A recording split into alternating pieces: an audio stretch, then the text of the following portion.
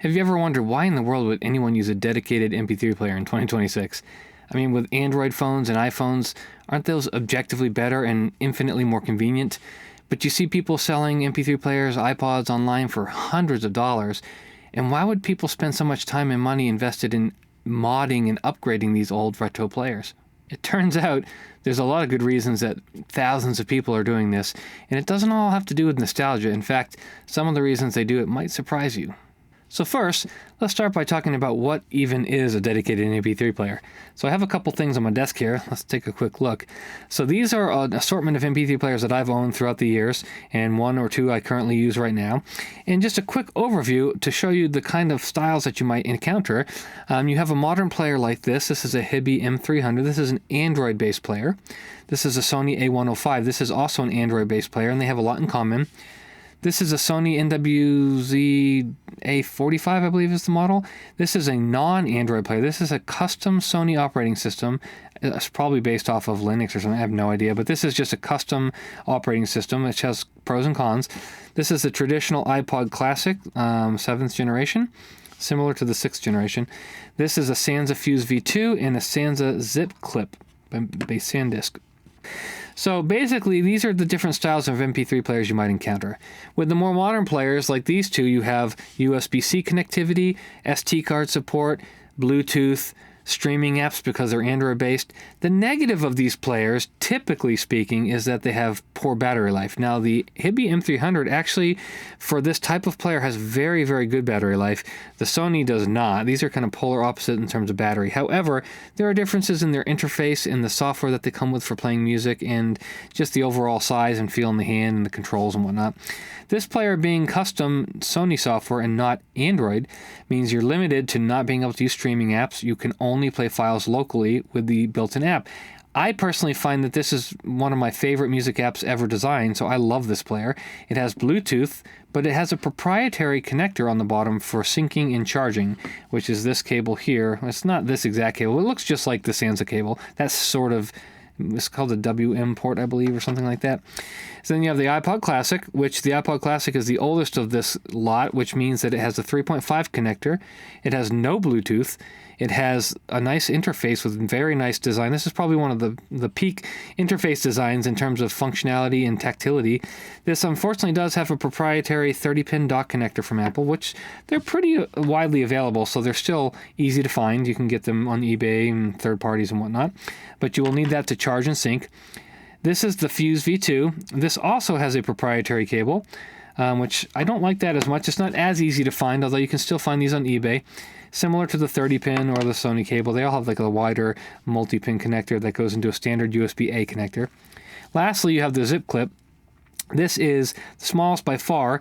These players here, all three of these, none of these have Bluetooth. They all just have 3.5, and they're all their own custom software. They're not Android or anything else, so there's no apps other than the basic music player app. This one, however, has the USB micro connector, and that's a little bit better than the Fuse V2. Even though it's not my favorite connector, it's a very widely accessible, easy to use cable. There's nothing really special about it. They're widely available, I should say. This and the Sansa Fuse both have nice interfaces. Similar to the iPod, the Fuse has a click wheel. This actually rotates physically, whereas this is a sensitive touch wheel, but it has the similar layout with the button in the middle and the home button for going back instead of the menu button. And then the small player has a 4-way click menu, so you can go up and down, back and forward, and click OK. And then there's also a little back arrow button on the left there. All three of these here, actually, no, I'm sorry, all five of these allow SD cards to be inserted with custom music put on the files, and you can load them into the software and play them. However, these three here have some pretty strict limitations with the stock software. So the Sansa players only have so many number of tracks that you can load on an SD card. So what I've done on these players is I've actually loaded a third-party software called Rockbox. It's open source. Rockbox essentially replaces the stock software and removes the track limit, so you can have a 1 terabyte card if you want in this thing, which I actually do, and you can have all your music on it in all different formats, and it plays them great. The iPod also supports Rockbox, although it does have some limitations to what it's capable of doing, but I'll get into that a little bit later. So, big benefit between the ones on the top here is you have Bluetooth. The ones on the bottom do not. The ones on the top are probably going to give you more modern features. especially the Android players. However, they all have pros and cons, and you're going to see that when you try to do certain things. Each of these is going to be better at one thing or the other, whether it's battery life, software compatibility, user interface, physical buttons, 3.5, Bluetooth, charging cables, whatever it might be. Nonetheless, this is kind of an overview of what you might expect when you see an MP3 player that is kind of a standalone MP3 player. And again, you might say, why in the world would you use that over your phone? Well, let's talk about that. Well, we all know that nowadays, practically everyone owns a smartphone. So if you own a smartphone, why would you want a dedicated MP3 player at all? Smartphones are in your pocket, music right at your fingertips. You got YouTube Music, Apple Music, Spotify. They're convenient, they're high quality. So what are we doing here? Well, let's talk about a few things that I think are really good reasons you may want to ditch your smartphone for music and focus on a dedicated player. The first reason I would say is intentionality and removing distractions. So when you boot up your smartphone to listen to music, you can be bombarded with notifications, you can be bombarded with applications, things you forgot you had to do, you check your email, you hop on Facebook, social media. It's just not a dedicated listening experience, and it's easy to be distracted. With a dedicated MP3 player, you can set your phone aside, turn on the MP3 player, get straight to the music, no distractions, no notifications, and it's just an easy, intentional listening experience. That also ties into your battery life. If you're using your phone to listen to music, you're using screen, which is bright and drains your battery. You're using music playback, which uses power to power your headphones, which drains the battery. So by doing that, you're essentially stealing battery life from what would otherwise be used for applications, phone calls, text messaging, whether you're on call, or whatever it might be. So having a dedicated player separates that out. Now, while you might say, well, it's another thing I have to charge, yes, that might be true. However, the fact is, by using an MP3 player, you're taking that battery load and battery drain off of your smartphone. Another really good advantage, that this is one that I personally really love and I value a lot, and that is physical controls. So a lot of the players that I have here have physical controls. When you're using a phone, you have to unlock your phone with the screen, type your passcode, launch an app, slide your finger on the touchscreen, select options, etc. You may have the option to use volume control, and some phones might even have like a single action button. But for the most part, you're relegated to the touchscreen. With a lot of these players, even if there is a touchscreen, all of the ones that you see here have physical controls. You'll see the Sony has physical controls on the side, which allow you to skip tracks, play, pause, volume, power the screen off and on. And what these controls allow you to do is you can use them without even looking. You can feel the controls. I like the Sony's particularly because they actually have some raised button nubs on the buttons that let you know which button's which without even looking. They let you use the controls oftentimes with gloves on or in a pocket. You could stick your hand in your pocket and turn the volume on your iPod up by simply rotating the jog wheel. You don't have to look at the screen. Oftentimes scrolling through lists is faster. You can use a jog wheel and you can just zip through. And on the iPod, even though it's 20-something years old, it's got an awesome feature on the interface where the faster you scroll the wheel, the faster it navigates. And if you go fast enough, it even pops up an alphabet that lets you jump even quicker through the list. So those are just some basic features of having physical controls. Now, another aspect that I don't want to get too much into, but I think is very important for some people, is music ownership. Now, you can have and own music on your phone. However, I would argue that typically speaking, the type of people that are listening to the music predominantly on the phone are going to be listening to it in apps like Spotify, YouTube Music, Pandora, things like that. Now, of course, you can download music on your phone, but that gets into a more intentional process of purchasing music, ripping the CDs, or downloading them onto your computer, syncing them to your phone. A lot of people are using phones, I don't believe, are generally doing that. Not everybody, but generally speaking, they're going to be using their cellular data, they're going to be streaming. They have a subscription that gives them access to millions of songs at the tip of their finger, and they don't have to worry about whether they own a CD or not. I get that, but to some people, the ownership is more important. And I think those people are more likely to have a large music collection and to want a dedicated MP3 player that has a large storage capacity with high quality playback. And it just gives them the full package. They own the music, they control the music, and it's just a certain type of experience. No one can take your music from you. You have it, you own it, you can back it up. You're not at the whim of streaming services that might add and remove music at their leisure, and maybe you had an album on there and hey, tomorrow it's gone. So that's just one of the negatives of not owning your own music. Now, there's another factor, and that's cost. I'm not going to sit here and tell you one is cheaper than the other. I think that actually could highly depend on your use case and how you listen to music. So for me personally, I've amassed a collection of probably 2,000 CDs, physical CDs over the last 25 years, 30 years. And for me, I've bought them mostly all secondhand at very inexpensive prices, like $2, $3 mostly, probably on average. So over the course of that time, it's not too bad.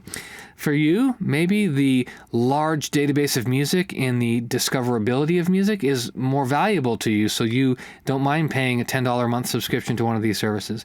For me, I don't really find value in that. If I bought a single CD for $10 every month or 2 used CDs for $5 every month, I would much rather pick and choose the music I like, and I can discover music online for free just using YouTube or one of the music services free tiers. And then if I like an album, I'll go out and I'll buy it. For me, I like the fact that no one can just remove music from a service. I have the music on my player. It's backed up. I own it. I control it. It's full lossless quality.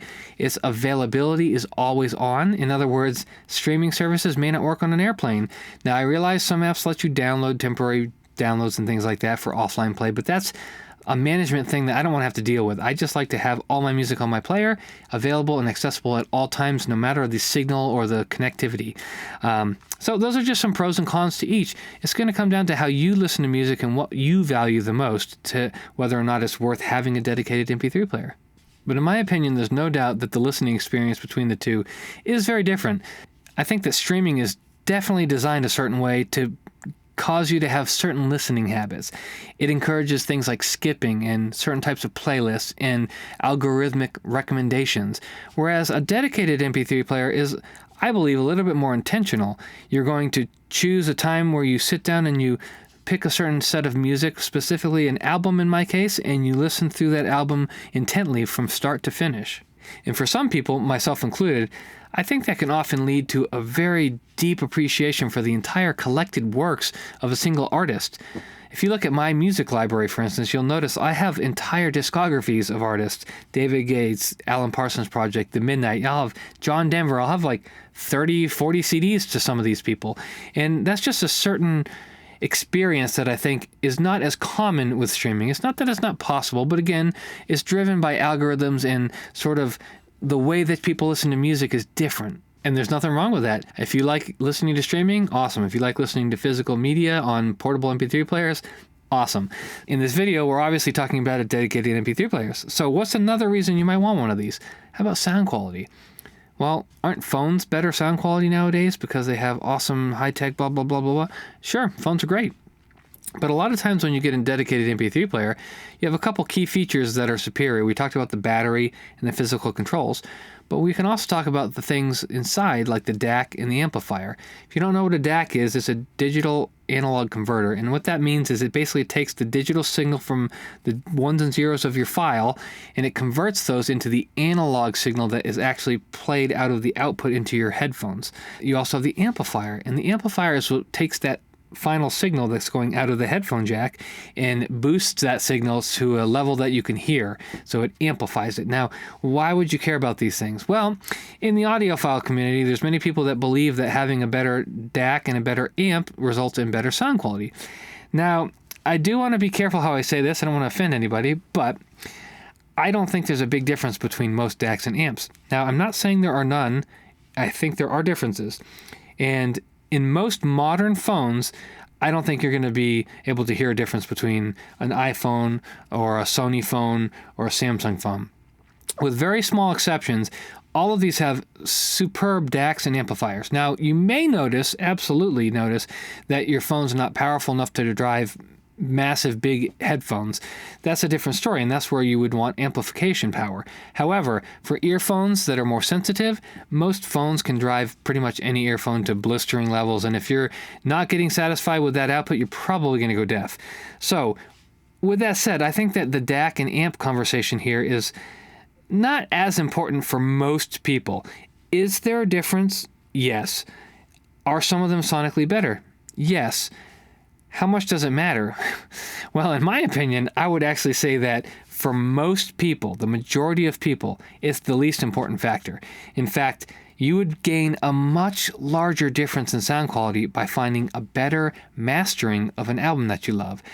The difference between a master, which a master is basically the final way that the album was mixed and configured with equalization and compression and all the things that they do in the mastering stage, the final stage before it's pressed to a disc or whatever, or released for digital consumption. That last stage affects the overall sound quality in a significant way. You could have one master of Michael Jackson, bad, and it's compressed, the dynamics are gone, it's noise reduced, it sounds soft and muddy, just not very good. And you get a good master, and it's dynamic, and the song is snappy and clear, and it has good transients, thick bass, everything sounds superb. That's a significantly larger difference than if you went from an iPod Classic to a Hibby M300. And there is a difference there, but I would argue that for most people, that should be the least of your concern. Now, if you're an audiophile, or you have a very keen ear, or maybe you have a specific set of equipment, yeah, there might be some differences here that are important to you. One of the biggest ones that I think most people would want to take into account when buying a player like this is to evaluate what you're going to be listening to it with, what headphones or earphones. There's something that all of these players have, every player has, that has an analog output called output impedance. That, I'm not going to get into the whole technical discussion of how the resistance affects it, but basically it has an effect on earphones based on their impedance characteristics.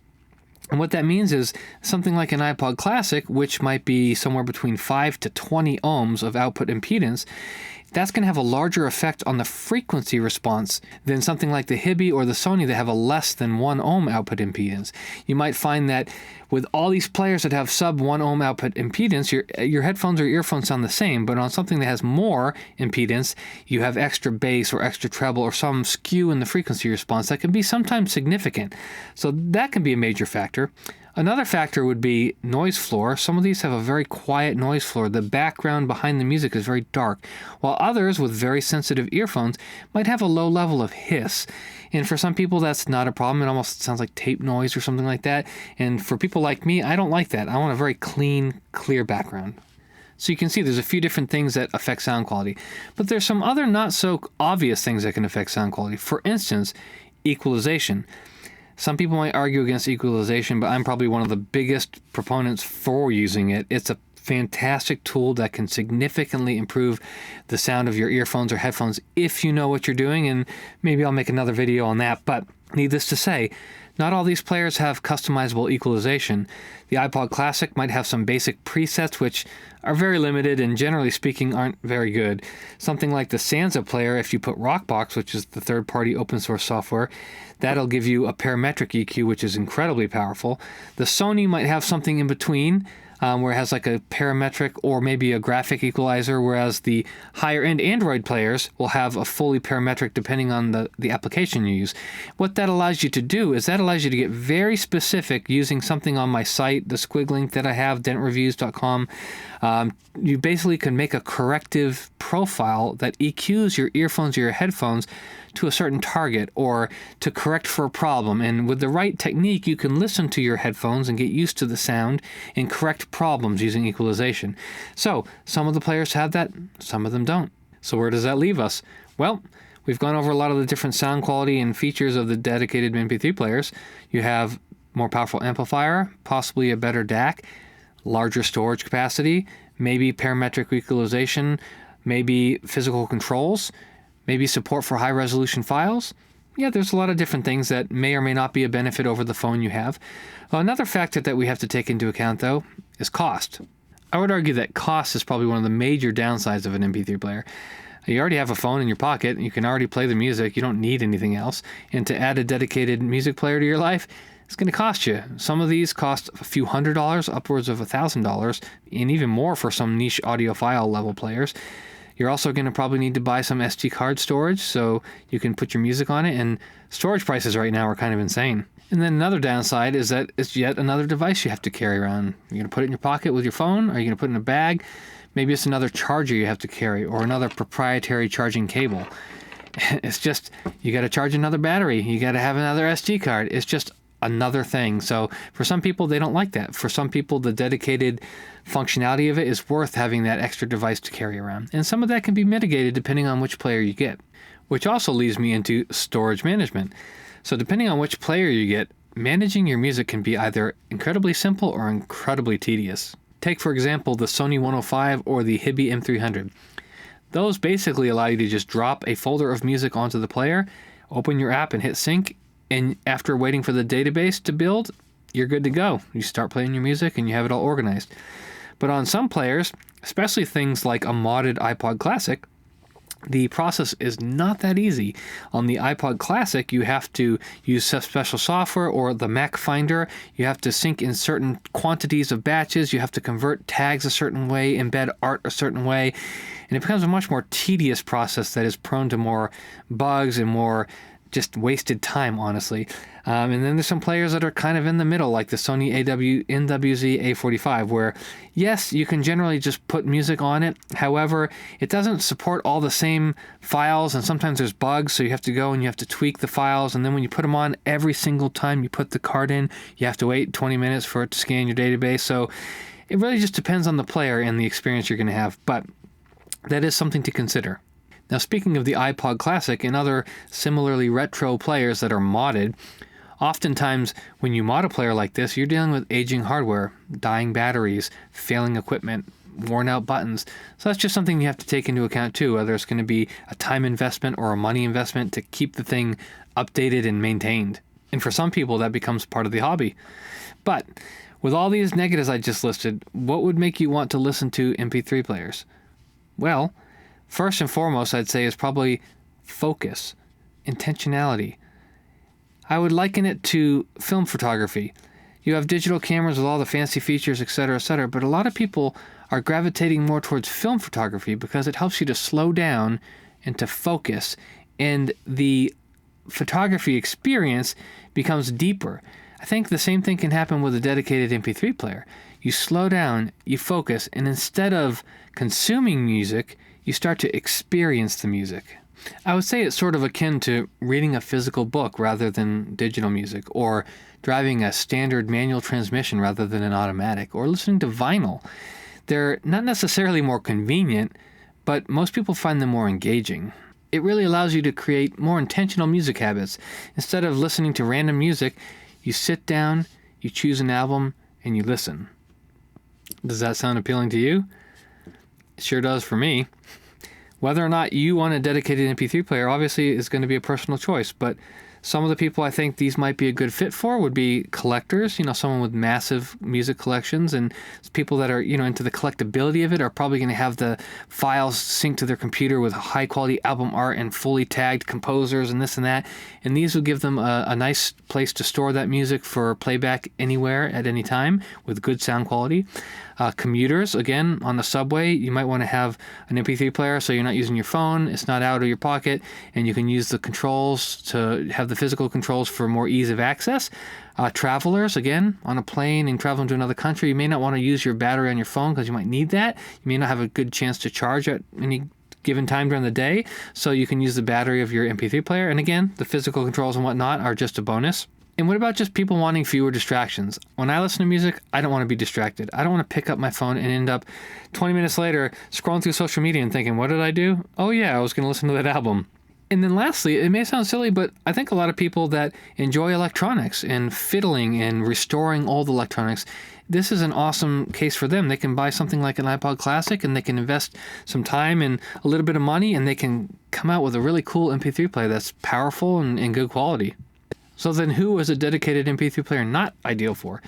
Well, I would say first and foremost, if you predominantly stream music, they may not be the best idea. Sure, you can get an Android player that has a streaming app, and yes, some of the benefits we talked about might apply to you. But generally speaking, the larger phone screens, the convenience of having it all in one, they're really designed to do well with streaming, and I think that this might just overcomplicate things. That's just my opinion, but if I was only streaming music, I probably would just stick with my phone. Second thing, and related to that, is people who value convenience over all else.